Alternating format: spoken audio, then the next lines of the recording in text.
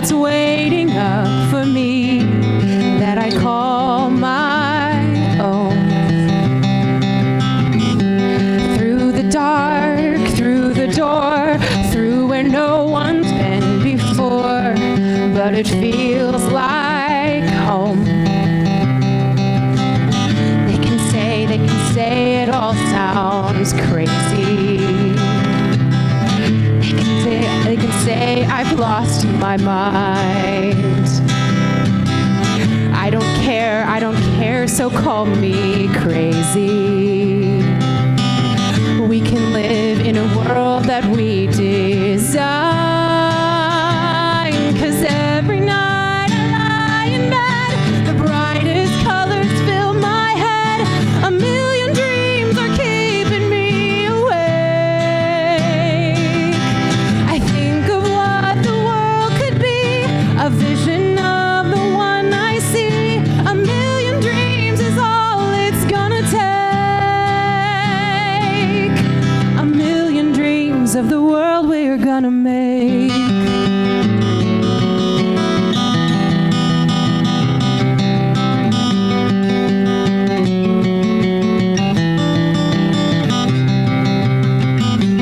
There's a house we can build.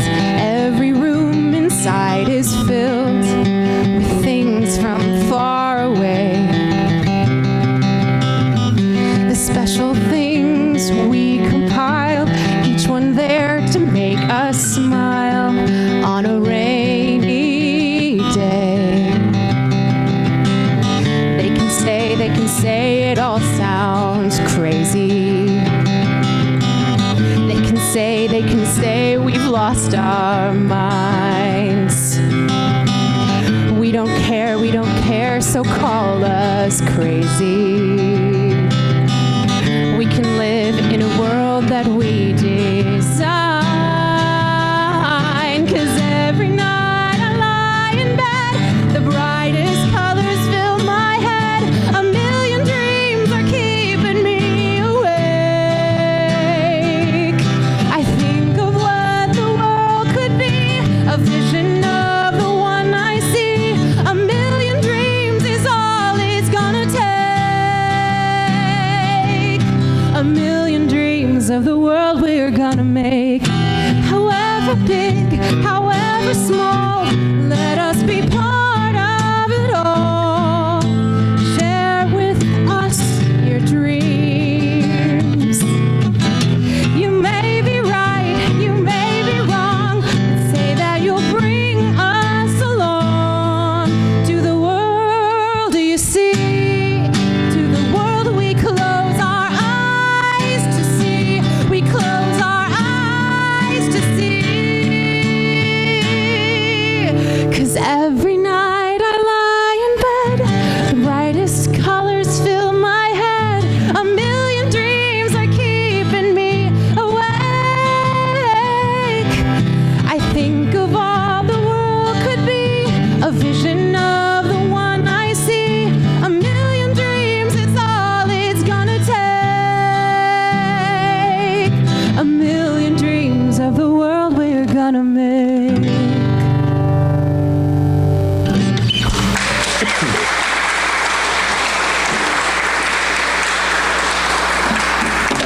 I lost sight of the goal when the detours kept showing up. I lost sight of the goal when other people's expectations became more important than mine or God's. I lost sight of the goal when I stumbled at the 4K mark. Your next storyteller is the one and only Judith Guy. Put your hands together.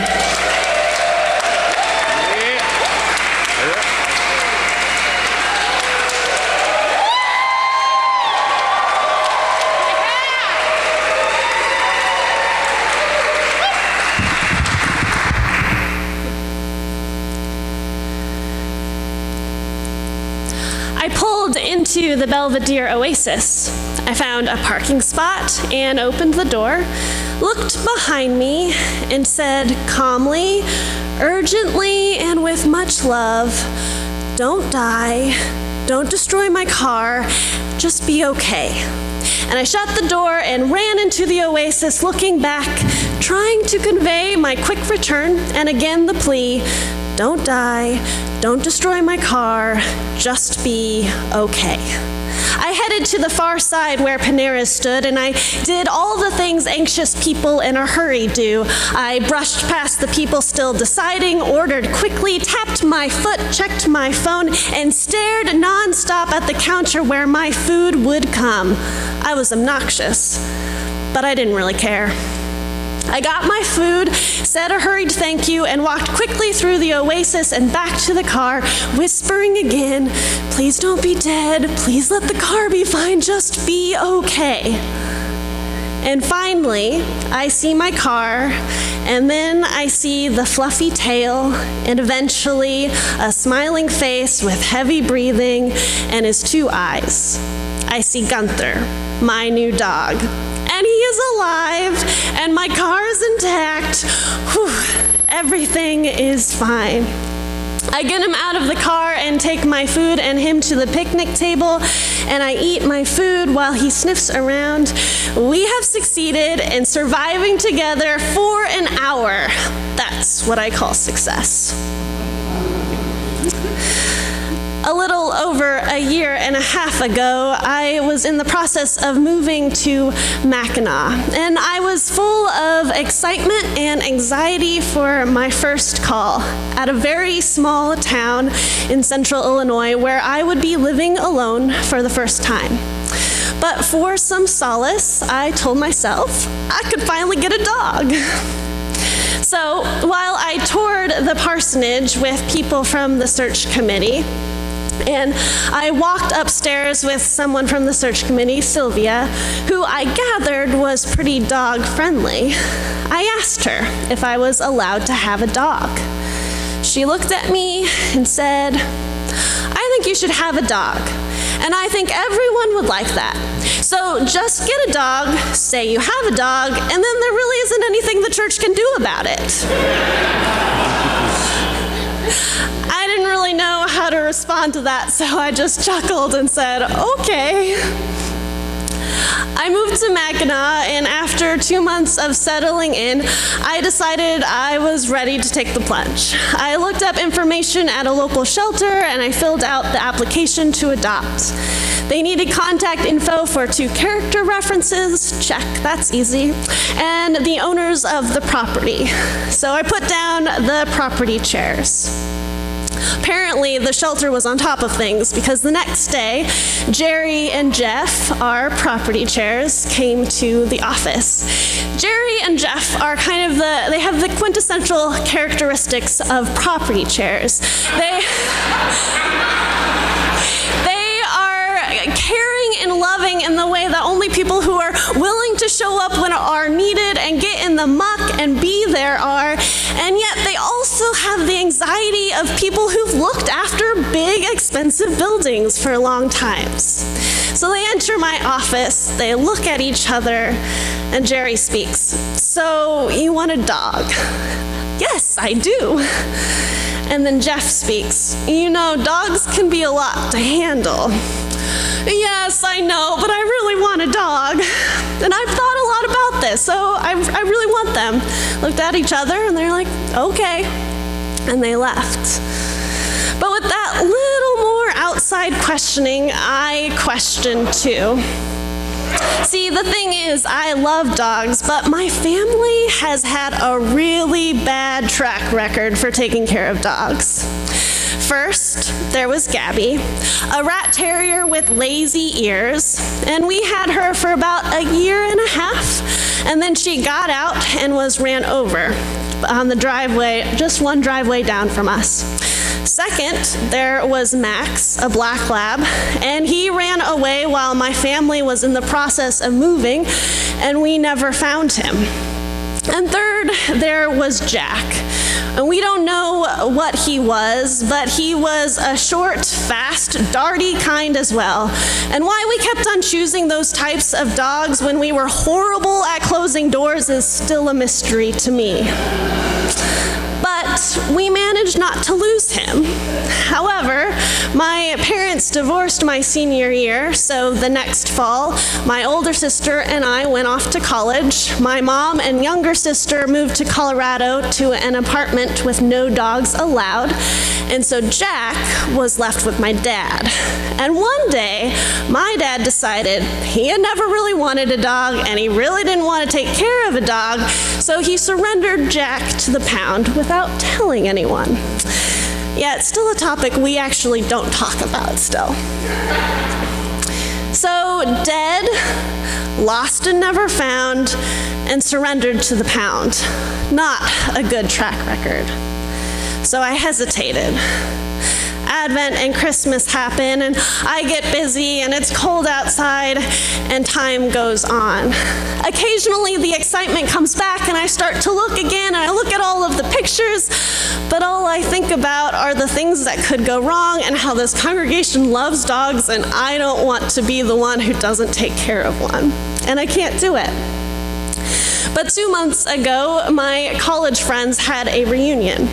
And my friend Ben hosted with his wife Kelly, and they have an Australian shepherd named Toby. And I got excited and bent down and greeted him. And Lisa, another friend, prompted, "Weren't you going to get a dog?" I was, but then things happened, and I was concerned, and I had a lot to do, and I just don't know if I can. I go back and forth all the time. I don't know if I want one or not. If a dog showed up on my porch, though, I would take it in, and I would gladly take care of it and be happy that it bothered me. That's what I want, a dog to just show up on my doorstep. But Ben looked at me with a straight face. "Jude, a dog is not going to show up on your doorstep." Ugh, I know. And then he says, "You need to get a dog." And for some reason, that particular assurance from close friends was enough. And 2.5 weeks later, I was driving home with a dog. My dog, Gunther. And it is too soon to really tell whether I will be a good caretaker for him. But he is not dead yet, so I call it a good start.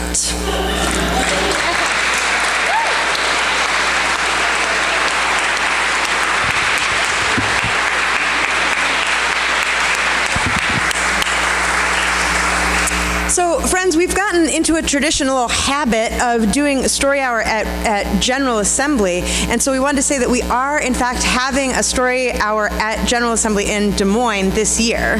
Mark your calendars for Tuesday, July 23rd. Come to our luncheon in the middle of the day, and then from 9 to 11 after worship at the Des Moines Social Club. Story Hour. We're so pleased to partner again with Week of Compassion and Disciples Divinity House of Vanderbilt this year, so you don't want to miss it.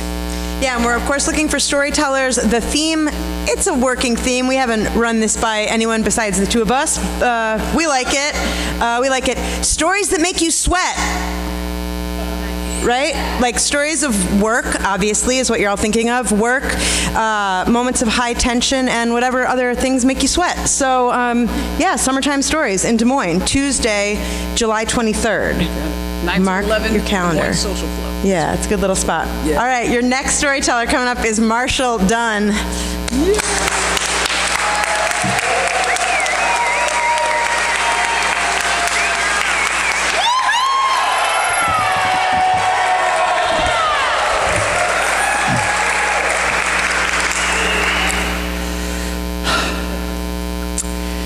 It is Christmas Eve, and I am in the intensive care ward in the pediatric hospital with a young couple in my congregation whose 8-year-old son, Jeremy, is dying with complications of chicken pox.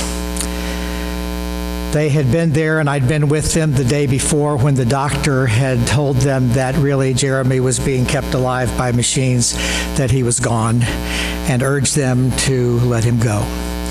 And they had thought about it for a day and prayed about it, and now they were back to do that last loving thing for him and let him go.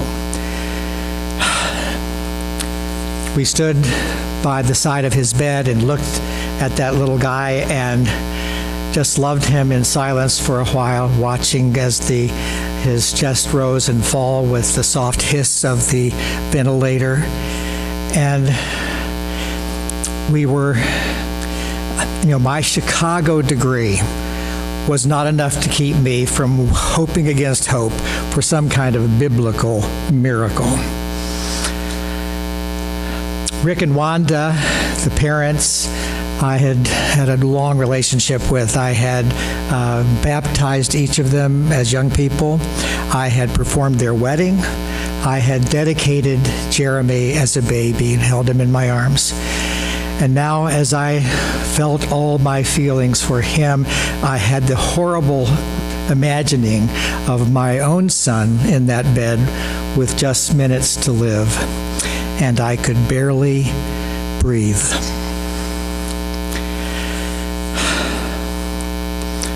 I prayed for him, first that God would embrace Jeremy forever. I prayed for his mom and dad that they would feel God's presence and strength to be there for one another and to be there for the two little girls they still had at home.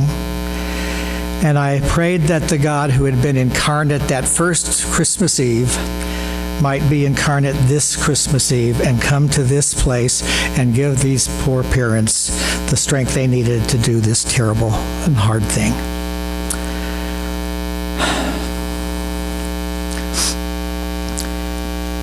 It came time when the mom decided we needed to do this, and she motioned over to the nurses to begin.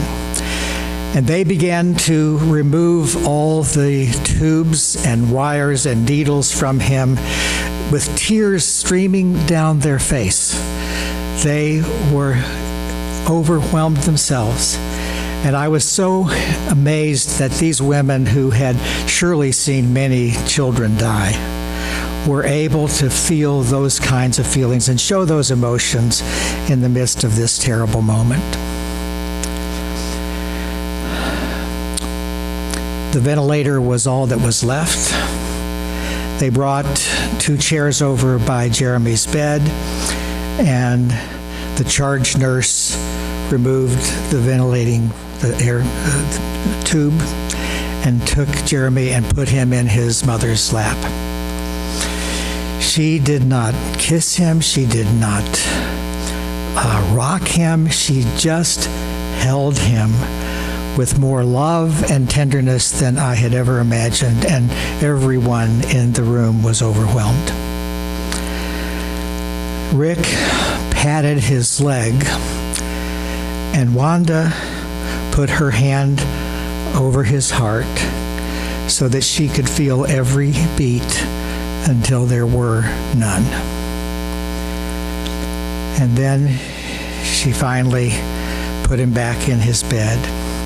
And we stood there and held each other and cried in the silence until someone said, and I realized it was me saying it, "Rick and Wanda, I'm very sorry I have to leave you, but I have to go to church and lead the children's Christmas Eve service."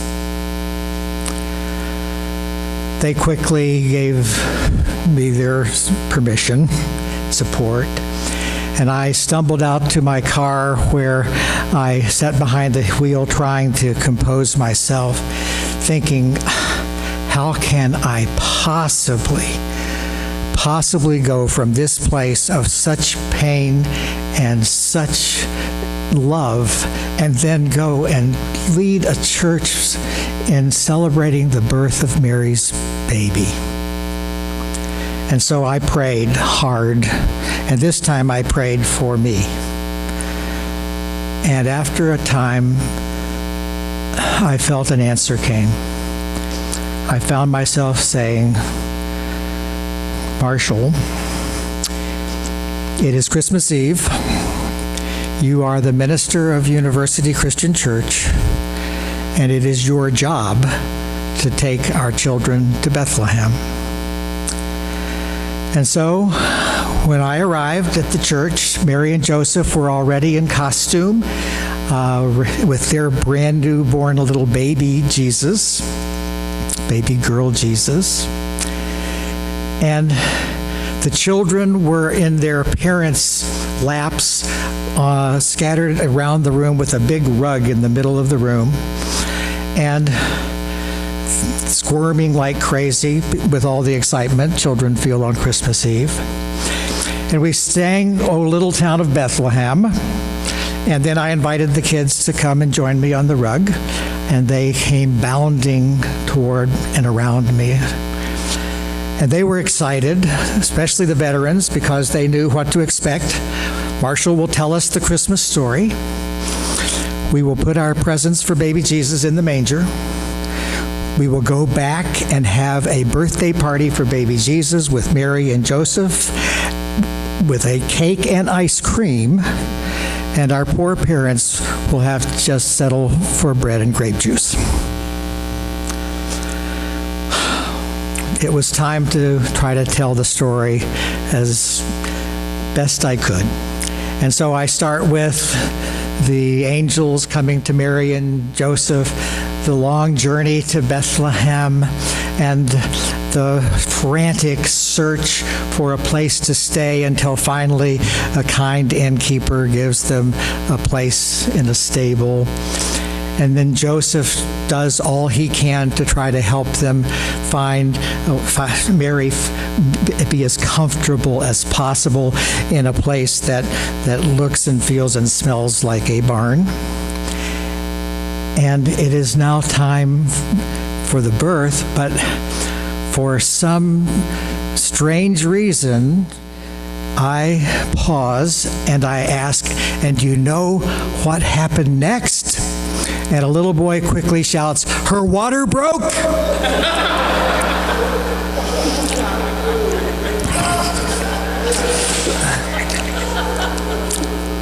He had had a new baby sister and was very knowledgeable about the birthing process. And of course, all the adults in the room were roaring, and I found myself, of course, laughing. And I said to him, "Well, Jamie, Luke doesn't give us that kind of detail, but it could have happened just that way." So at this point, we bring Mary and Joseph and the really newborn baby into the room. And this particular Mary lets all the little kids come right up and touch baby Jesus. They pat him and touch his face, and their little eyes are so filled with awe and wonder, and you sure had the impression that they were truly experiencing the miracle of the Christ child. Later that night, I was collapsed at home, waiting for the 11 o'clock Christmas Eve service,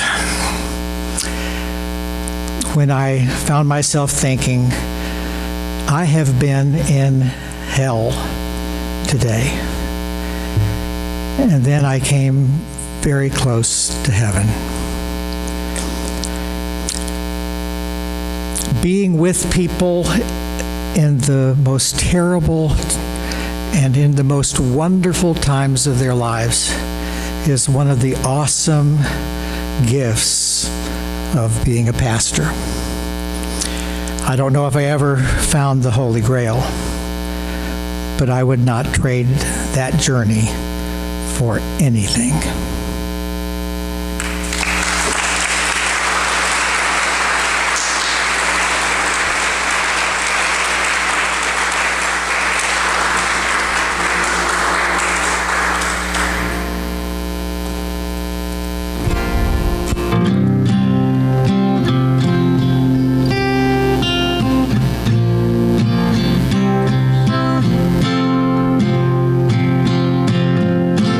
Make beautiful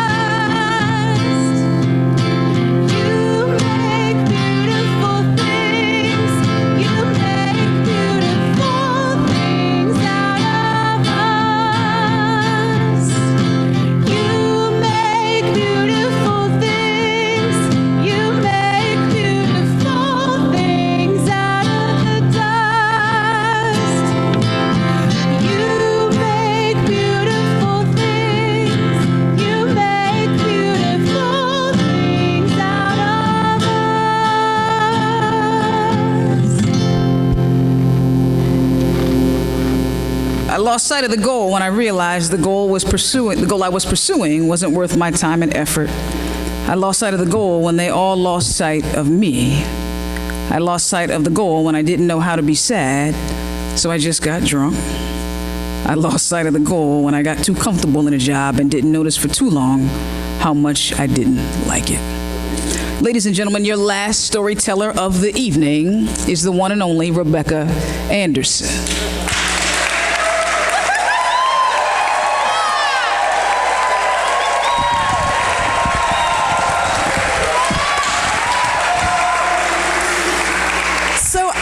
Love stand-up comedy. I love it enough that sometimes there are Saturday night shows that are just worth it. Like worth showing up exhausted on a Sunday morning, or maybe, if we can keep it in this room, like once a year, a little hungover.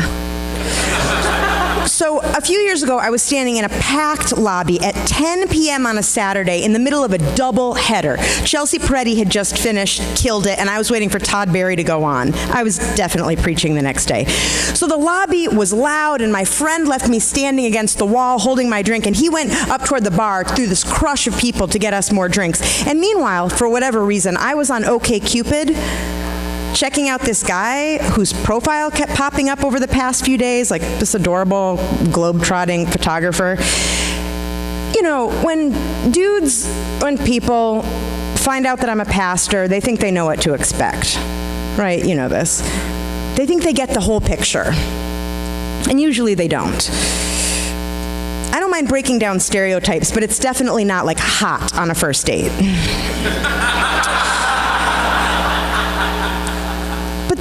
Like here was this guy, and hope springs eternal, and especially when he's a photographer and a world traveler and like totally my type, kind of thick and brunette with a beard, FYI. Okay, so I messaged him. Earlier that same day, I had been sitting with a family planning a funeral. I tell other people that given the choice between a funeral and a wedding, pastors will almost always take a funeral. Yeah, okay. A wedding is a pain in the ass, we can all agree? Yeah. A funeral, for me, is easier in a way. People are grateful for what we know how to do, and after you choose the songs and the readings and plan the order, the family looks at you and says, so what else? And you get to say, that's it, there's nothing else to do. You just go home and make food. The family I had been sitting with, I didn't know them at all. They weren't from our church, but they had contacted me because variously, sister, daughter, mom, had died by suicide, and their church would not do the funeral.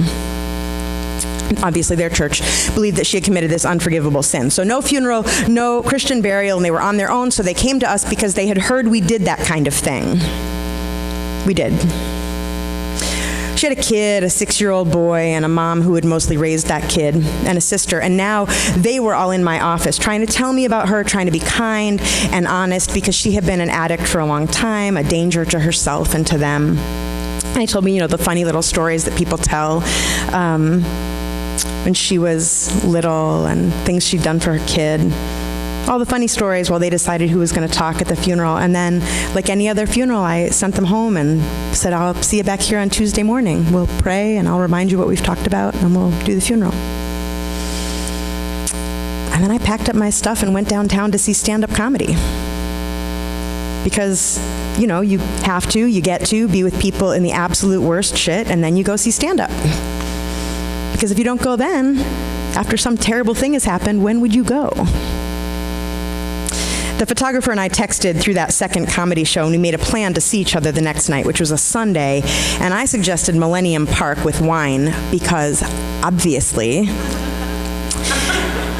I had forgotten that the summer concerts had started, so it was going to be mobbed, and I thought I knew who to look for, but I said, you want to just meet at the Bean? It'll be a little bit less crowded there. I also said, I'm late, as usual. I'm wearing a maxi dress with huge stripes, so look for a short woman in a hurry wearing a nightgown. So I'm like shuffling across the plaza at the Bean. I've got like a wine bottle and real wine glasses, because that's how I roll, like clanking in my bag, and I'm like trying to run in my little flat sandals, which are cute but ineffective, So I'm like shuffling across, and then on the other side of the plaza, there he was. It's like leaning against one of those cement benches. dressed all in black the way those photography guys do. Black button down, black jeans, black boots. He was grinning. He was delicious. So while we drank the wine on the lawn, he found out that I'm a minister. And I found out that he had grown up in a fundamentalist family and now couldn't stand anything church. So how's your date with a lady pastor going?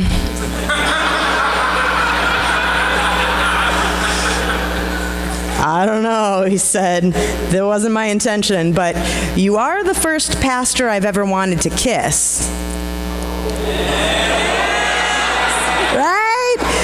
He thought he knew who church folks are, but there I was in front of him in a strappy sundress.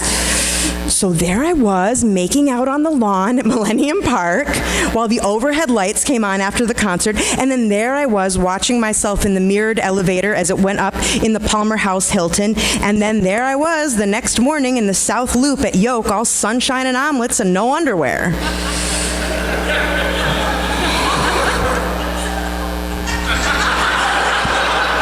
It was a long dress, you know what I mean?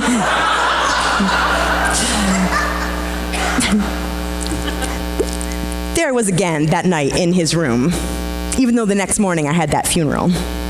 In fact, the next morning I got up early, made hotel room coffee, and sat down at the desk, maybe naked, but definitely sitting on a towel. I sat down to write the sermon. So I'm going to preach to this woman's family and say what? I had verses from the Psalms saying that wherever we go, even if we make our bed in the place of the dead, God is there. A verse saying that to God, even darkness is not dark. I wrote down, we're never off the map of God. I thought there's no edge there. We don't fall off. I drew little spirally circles. I thought, however shitty it gets, however clouded our thinking, we're not in uncharted territory. And I wrote down, not uncharted territory. James breathed in that way that someone breathes when they're waking up. I looked over my shoulder at him and he smiled, and before I put the pen down, I wrote, other people have been here and done this before us, and God is in it with us. And I got back into bed. A couple of hours later, sermon in hand, I was at church. In my office, I used the computer monitor as a mirror and did my hair, wrapping it up into a tight bun.